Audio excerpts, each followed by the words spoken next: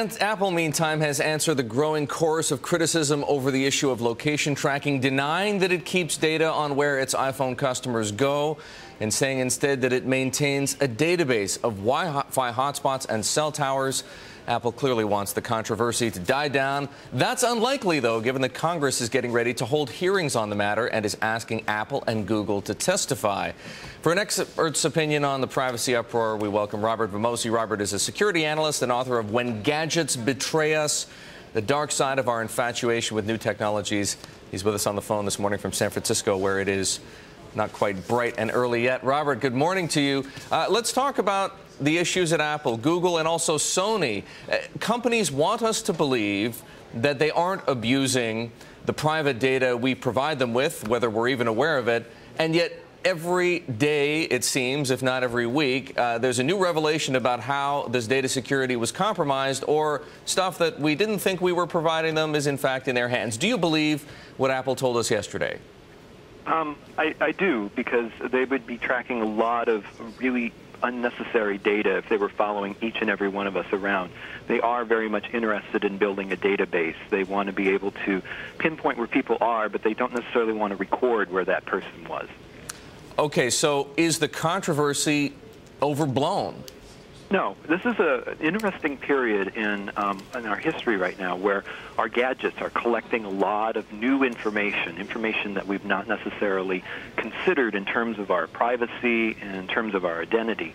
And so we're going to be learning more and more about what information our gadgets collect. For example, yesterday, TomTom, the GPS maker, announced that the Dutch government had purchased some of their data and had used it to figure out where to put traffic speed traps in the Netherlands.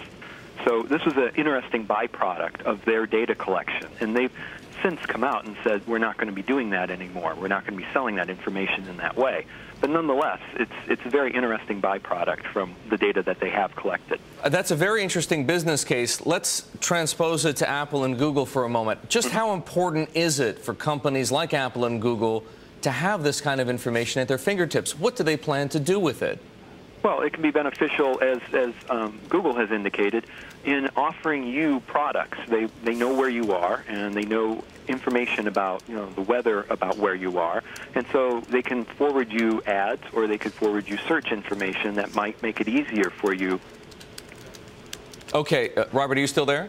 Yes. Okay, sorry. I thought maybe we'd lost you for a moment. Is that always a good thing, though? Not everybody wants. There seems to be a lively debate over this subject, and I'm interested in your opinion.